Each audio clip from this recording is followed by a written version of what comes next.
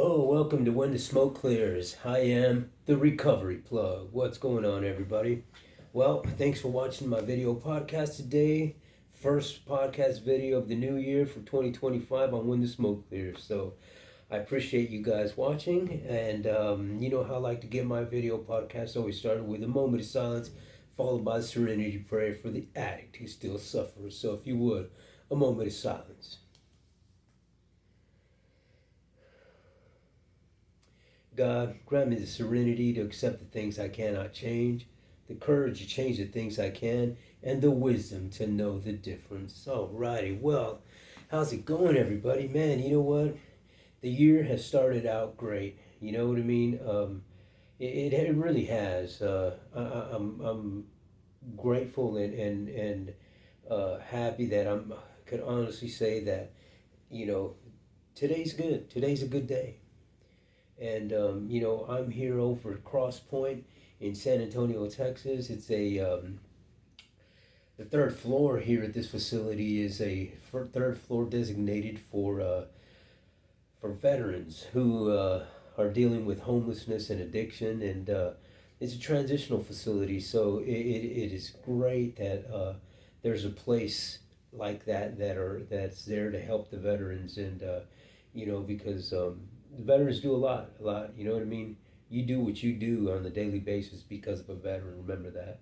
And I I'm just grateful. You know, and I'm grateful that I'm able to be sitting here and talking to you today. You know, clean and sober, and have a clear head, and knowing that my life is moving forward in the right direction. And you know, the whole purpose of doing these videos for me is to help the addict, to help the homeless, to help the person dealing with a neurological brain disorder, that you can too can have the life on this side in recovery and positivity. So I you know, today we had a gathering, man. It was a gathering today. It started early. I mean, we had a big barbecue, and you know, it was just great to interact with the veterans, and having a barbecue and interacting like that, and you know, having discussions, talking and laughing, listening to music, and you know, just like we did in our military days, except there's no extracurricular things happening. You know what I mean? In the sense of you know, any hostile war, or drinking or drugging or any of that kind of stuff. You know, it was just a good time with good people, and you know, it's just great. It's just great to be a part of something like that, and I'm glad that I was able to be here and celebrate with my brotherhood. You know what I mean? And because the camaraderie is what keeps, you know, one, as far as I'm concerned, you know, in my personal journey, it keeps, you know, that camaraderie keeps you moving forward in a sense, and it reminds you of that you don't have to do it alone. You know what I mean? And I'm just grateful that I was able to be here celebrating with the brothers, and you know, some of us, you know, are isolated. Some of us do get depressed. Some of us do run through anger and PTSDs, and some of us are struggling with wanting that next drink or that next drug, you know, that sort of thing. So, you know, when we have get-togethers like this, and we get to, you know, interact with each other and have a good time, you know what I mean? It really, you know, takes up the time where you don't have to be dealing with that on a, you know, solo basis, in a sense, in your room. Just, you know, let your mind start wandering, because, you know, we all know as addicts that, you know, that's the place that you don't want to be, is in that isolated mode, and letting your brain, you know, talk you into doing something you're not, that you shouldn't be doing. But so, you know, that's part of setting healthy boundaries, and that's one of the things that I'd like to kind of move forward on here on out, you know, in this new year, is, you know, take that courage, take that first step to setting new and unusual boundaries, things that you're not comfortable doing, because when you get out of your comfort zone is when you start growing. You start growing mentally, you start growing physically, you start just, you know, when you interact and allow somebody to come into your life and help you do that, man, things start getting really, really, um, the look on life starts getting better in a sense. You know what I mean? And so when you start working on you, then people relate to that. People can see that. People can feel that energy. You know what I mean? You have to work on you so that the law of attraction starts working in the positive way in your life. And I know it has in mine, man, because ever since I've been back on this side of recovery and positivity, man, it has been a journey, and it has been pretty fast. You know what I mean? You know, be careful what you wish for sometimes, because I remember, man, I remember sitting there on that park bench just crying out to God, man, get me out of this addiction, get me out of this homelessness, get me out of this, ugly, dark place where I am right now. And He did, man, and I'm glad and happy and just I'm just grateful that I'm able to be here today, doing a video podcast and speaking to you guys, and hopefully spreading some encouraging words that maybe I can bring another brother, another sister into the world of positivity and recovery. So yeah, but man, it was great, man. It was nice to have that barbecue and interact with all the fellas, and then you hear some of the fellas give phone calls of family, and and to hear the excitement in people's voice that they're talking when they're talking to their families, and knowing that, man, that they know that you're in a good spot is just it's just great. Because I even got a couple of phone calls like that, one from my mom and one from my daughter, and it was great, that they're excited for you, and that they're happy that you're in a good place. And yeah, so when you're in the world of addiction, when you're in that world of darkness, you don't realize, but you until later that the people that you hurt, man, the things that you do, and the things that you trample on some things along the way. You know what I mean? And you're when you know in the world of recovery, man, it's just exactly that. Recovery is exactly what it says.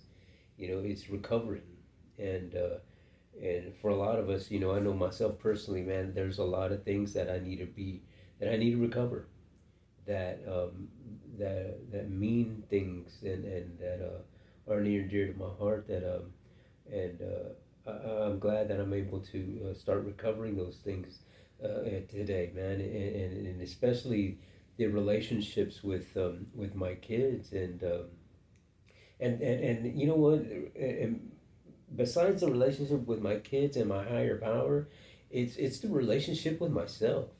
You know what I mean? Because there for a while, I can remember in the addiction that I didn't care, man. Man, I was just going through the motions. I didn't give a shit about anything or anybody. You know what I mean? Including family. You know what I mean? You just, even though you did in the deepest of your soul and your heart, but your actions reflected differently. You know what I mean? And so I'm trying to work on me as well, and that's one of the first things you got to do. You know what? My father, I've mentioned this a few times. Um, my dad died at an early age, and he died of alcohol and drugs. And you know, one of the things I remember, one of the things I remember that he would tell me all the time is, you got to take care of number one first. He goes, if you can't take care of number one, you can't take care of the girls.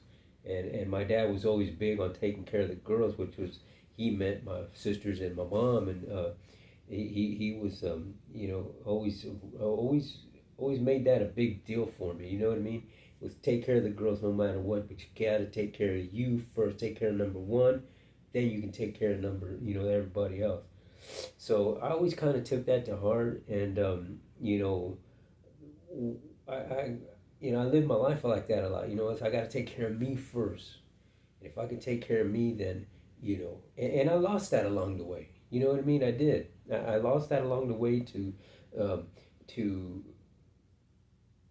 letting things of the past dictate how I live my life, and In that last relapse that I had, I relapsed for 5 years. You know what I mean? I was sober for about 10 years straight, and then I had a relapse, and I relapsed for 5 years straight, man. And then in those 5 years, I lost my business, I lost my home, I lost my kids, family. I mean, I wound up homeless and in the street, and it was just a terrible thing. But you know what? I focused on everything else except for me and my higher power. You know what I mean?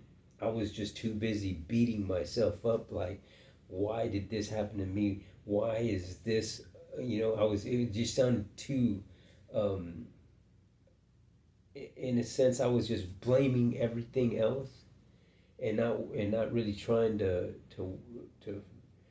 fix the actual problem in a sense. I was just blaming so that I could stay crutched in an addiction. And, and that's exactly what it was. And so when I finally, got to that point where I was just crying out to my higher power and asking my higher power to give me that strength, to give me some sort of sign, give me something so that I can get on up out of here. And he did. Um, that was an awakening for me. You know what I mean? And I just started, for some reason, just looking at things differently, and I was like, you know what? I gotta focus on taking care of myself, and I started getting into my old habits of when I was sober for the 10 years. I used to do a lot of exercising and eating right and just reading and enjoying my faith based community, doing a lot of things like that. And so that is one of the things that I started going back to the things that used to make me smile.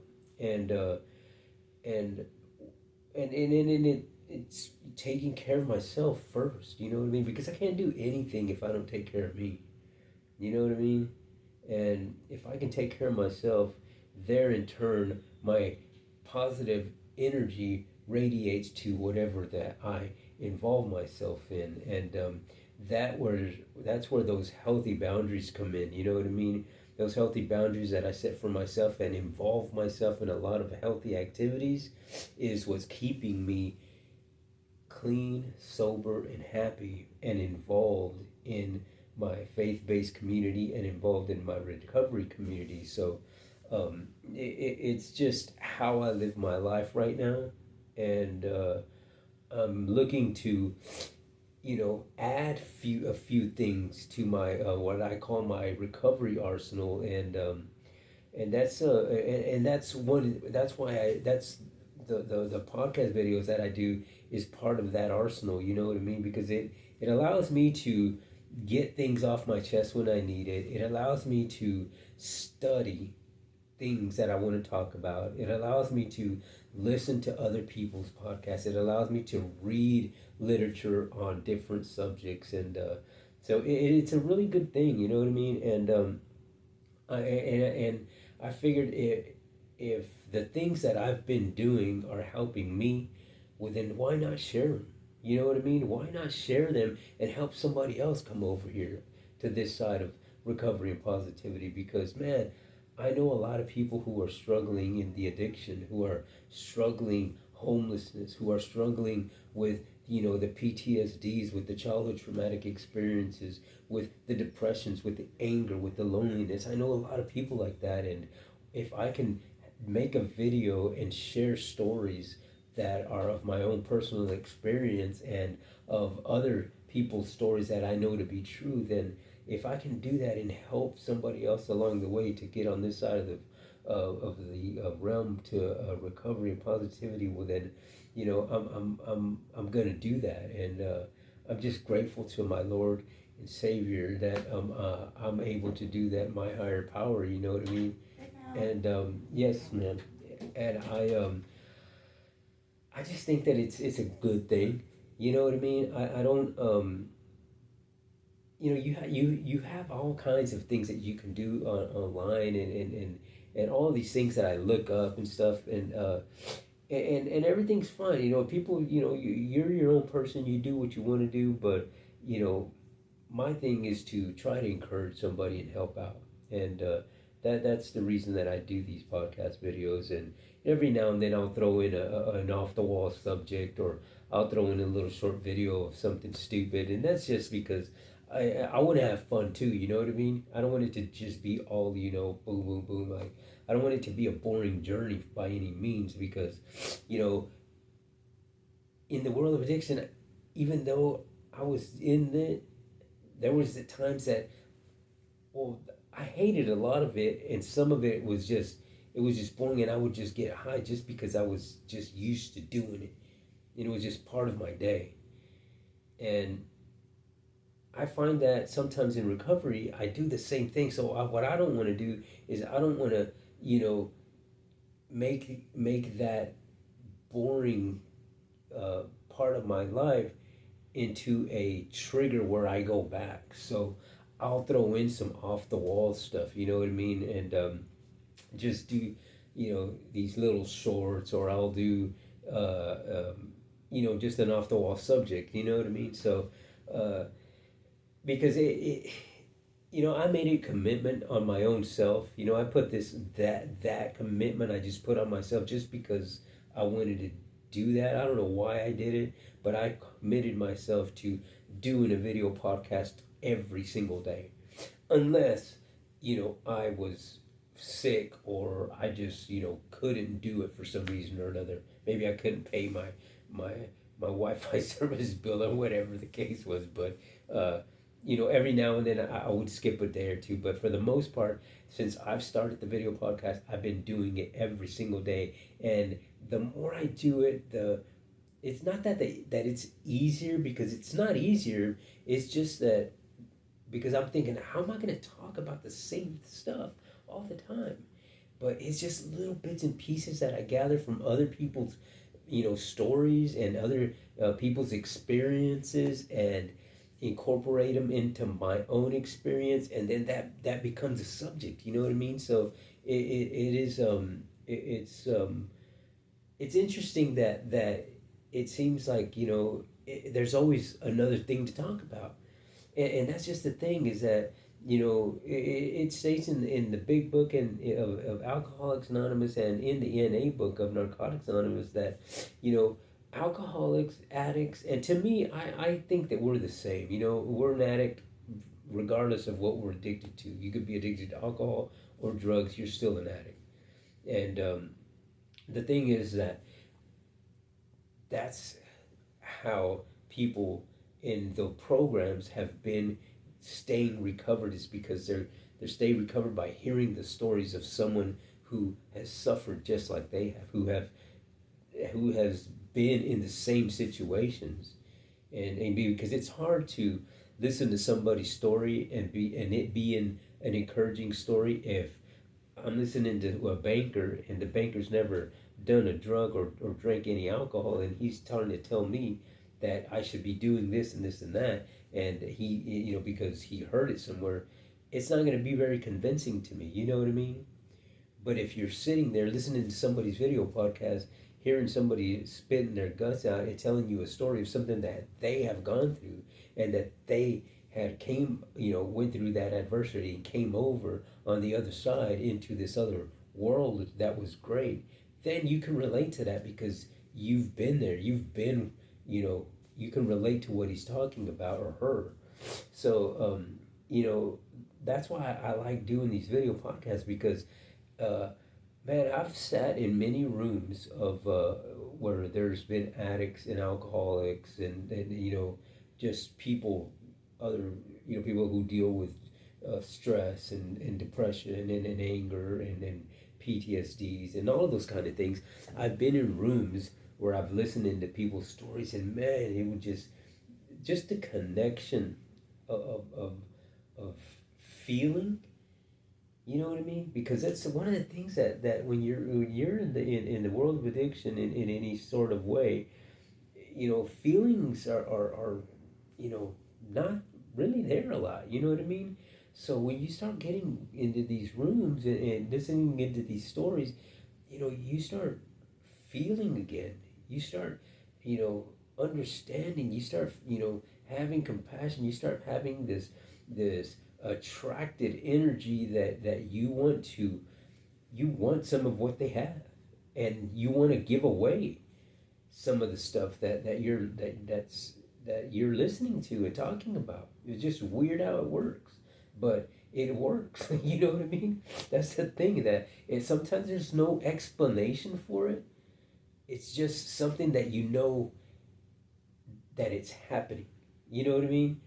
Because when it's happening to you at the moment, you're like, wow, I never thought that I would be saying something like that, or listening to something like this, or just different things. But it's just amazing. It's amazing, but it's just a feel good feeling. You know what I mean? It's like I'm sleeping at night now, just comfortable. You know what I mean? There, before, when I was in addiction, I would pray and shout out to the higher power, but I would remember going to sleep always miserable, either sleeping miserable, sleeping upset, or sleeping with one eye open. You know what I mean? And now, man, I was telling you, I lie down, man, and just I could feel my whole body just, I could feel it just relax, and all the energy just I could just feel the release of tension of all the bad things, and everything, and that all the worries, and it's just amazing feeling how that feels. And when I get up, I can start all over again. And the first thing I do when I get up is I recite this serenity prayer, and understanding exactly what it says, and that's how I start my day off. And then I'll do my meditation, and sometimes I'll exercise, and it's just great when you start your day on a positive note like that. You'll be amazed at how far that gets you through the day, without struggling and without stressing and without because there's just gonna be things in your life that are gonna come up, but it's amazing how it makes you aware, and how you're able to deal with those types of situations. It's a whole lot better living that way. And yeah, so I just wanted to make this first video podcast of 2025 something to talk about, something encouraging, just to let you know, man, let this be that year for you, to just where you're just not depending on you solely. You know what I mean? Because the day that you start living your life not for you first, but for your higher power first, and calling upon your higher power to give you that wisdom to navigate your life the way he sees fit, man, you're going to be amazed at how that's going to change, and how that's going to make you feel, how that's going to make you live, because you unconsciously start doing things that are positive. And that's the amazing part. You know what I mean? You start setting these healthy boundaries for yourself, and you don't even know that you're doing it. It just like automatically happens. It's weird how it happens, but it happens, and it's great. But I just wanted to share that, those thoughts with you guys today. And it's kind of time for me to go take my meds, and hit the rack for a little while, because it's been a long day, but it's been a happy day, and it's been a grateful day, and it's just been amazing to have had a day where I could share it with my fellow veterans, my brothers out there, and have some fun. Talk and interact and everything, and not be in that depressive, mental, just isolated mode. And I'm just grateful to my higher power that I was able to do that, and to be in a facility where I'm at right now, because for right now, for me, this is where I'm supposed to be, and I understand that. And I just wait till the next chapter of my life starts occurring once I leave here. And so if you would please, at this time, I can't do any of the spreading the message and any of the things that I do without the help of you guys. So if you would, if at this time, please hit that subscribe button, subscribe to my channel, give me a thumbs up, give me a like, leave me a comment.